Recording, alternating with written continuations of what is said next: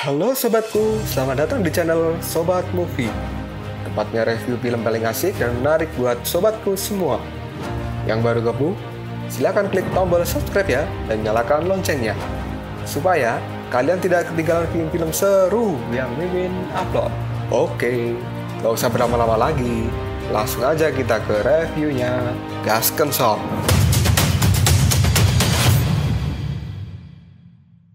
Hey, oke, sobatku terkeren, terkecil, terbaik, tersemuanya. Kita masih bersama Sobat Movie, channel alur cerita terasik sepanjang masa.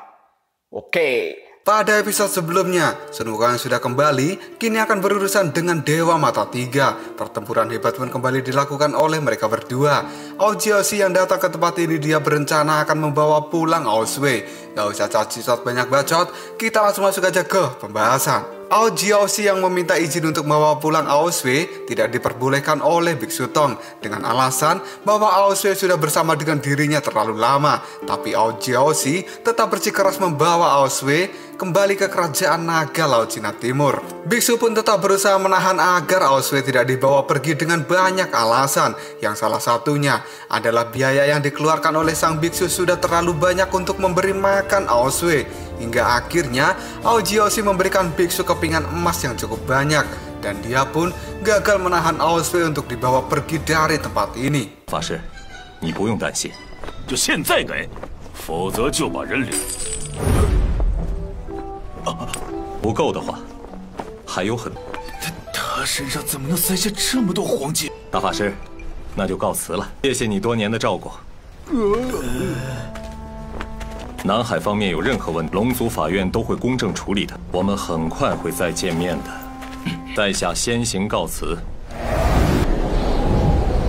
师傅，我们要耍无赖，要耍无赖也得拳头够硬。 Biksu Tong pun hanya bisa pasrah dengan kepergian dari Aosway, dan dia menyuruh Subaji untuk menyimpan kepingan emasnya karena pasti akan dibutuhkan di perjalanan selanjutnya. Lalu Biksu Tong kini duduk untuk menunggu Sun Wukong menyelesaikan pertarungan dengan Mata Tiga. Raja Naga Laut Cina Selatan lalu menyuruh prajurit naga untuk mengepung dan mengawasi Biksu Tong dan yang lainnya agar tidak kabur. Dan Raja Naga pun akan menunggu Dewa Mata Tiga kembali dan mereka bisa menghabisi tim Biksu Tong karena dendam mereka sudah sangat tinggi.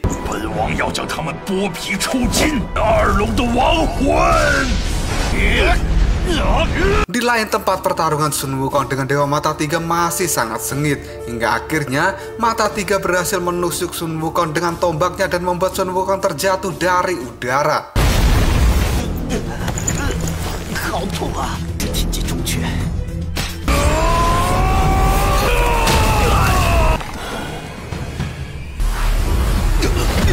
我的职责是收回奇经，天界扫除害虫业障。就是职责，三爷就不会休息。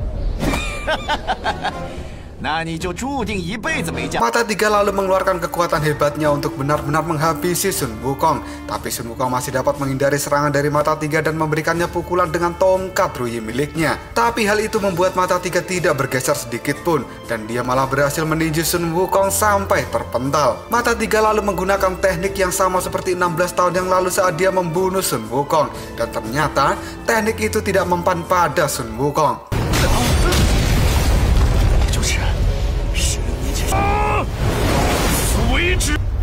刚开打的时候，我已经适应了这个身体，差不多了。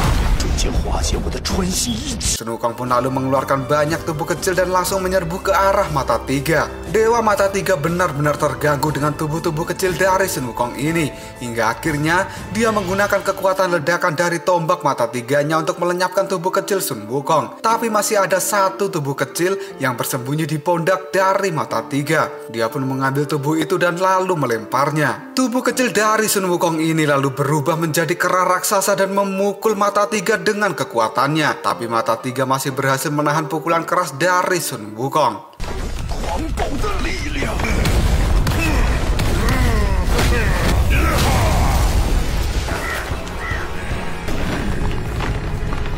一天大圣，孙悟空，臭的家伙，有种就下，把你们通通揍扁！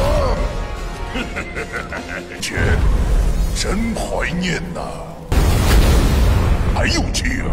哼，也对。Mata Tiga kini mengeluarkan aura yang mengerikan demi untuk menghadapi Sun Wukong yang sudah berubah menjadi kera raksasa. Tapi Sun Wukong tidak takut sama sekali dengan si Mata Tiga. Sun Wukong kembali mengeluarkan tinju ungu miliknya. Tapi Mata Tiga juga menggunakan tombak dan melesat dengan cepat menembus tubuh Sun Wukong. Tapi Sun Wukong kembali muncul, lalu dia menghantam Mata Tiga dari atas. Setelah itu Mata Tiga pun diinjak-injak seperti proses membuat tempe. Mata Tiga yang marah lalu menancapkan tombaknya di tanah dan keluarlah aura tombak yang mengerikan yang kemudian berubah menjadi tombak raksasa yang menusuk tubuh Sun Wukong dari dalam tanah.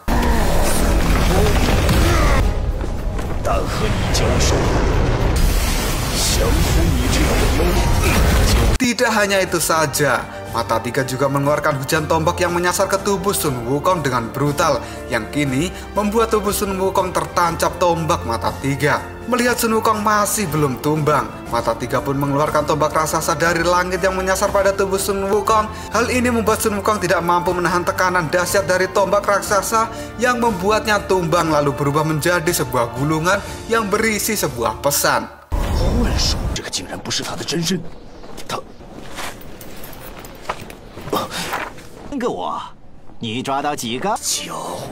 Ternyata pada saat Sun Wukong berubah menjadi kera kecil, tubuh aslinya sudah menyelinap dan melarikan diri. Dan gulungan itu adalah tubuh pengganti yang dipakai untuk mengatasi Mata Tiga.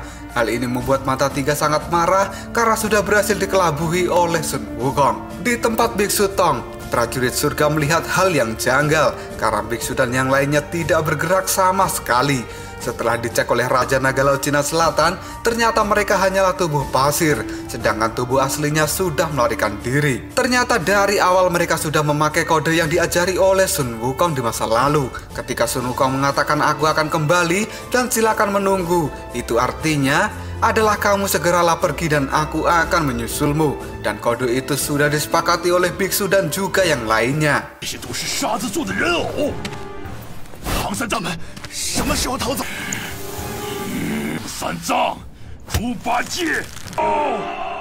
Biksu Tong, Baji, Shao Wuqing kini sudah berlari sangat jauh meninggalkan tempat pertarungan dan mereka kini berada di sebuah tebing. Mereka pun akan menunggu Sun Wukong datang ke tempat ini.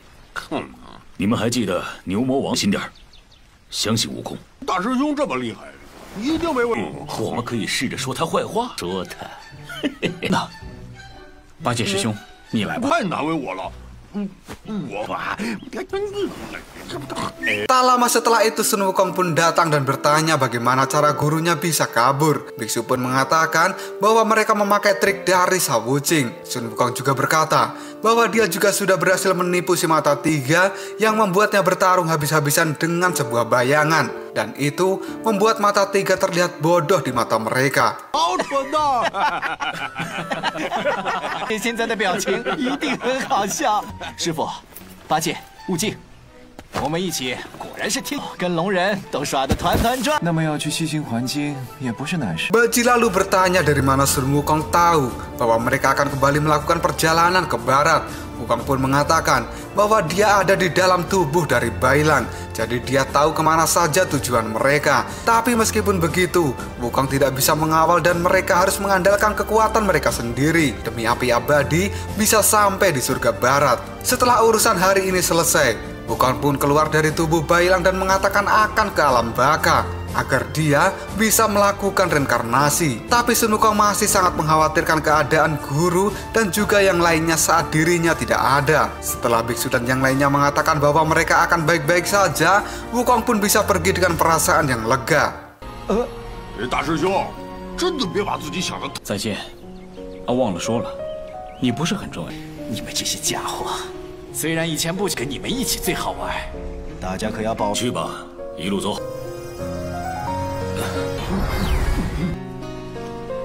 Bailang yang pingsan, dia melihat Sun Wukong dan juga Xiao Yu tersenyum ke arahnya. Hal ini membuat Bailang menjadi terbangun. 师傅，悟空师兄呢？已经到阴间上路，他走了。悟空在16年前已经死去，腐朽变质，最终化为悟空的做法，就是一个正当的。 Bailang lalu bertanya, apakah Sun Wukong akan segera kembali? Biksu pun menjawabnya bahwa dia pasti akan kembali. Cukup percaya dengan hatimu saja. Sang biksu lalu membuang sinpai emas milik Sun Wukong dan membebaskan Sun Wukong dari tugasnya. Lalu sang biksu mengajak mereka semua untuk melanjutkan perjalanan. Subaji kini melihat api abadi yang terlihat aneh. Setelah dicek, ternyata cahaya dari api abadi telah meredup. Hal ini membuat semua orang menjadi panik dengan kejadian ini. 是师傅，为什么会这样？就是小雨，难道他死？师傅，可以重新点燃吗？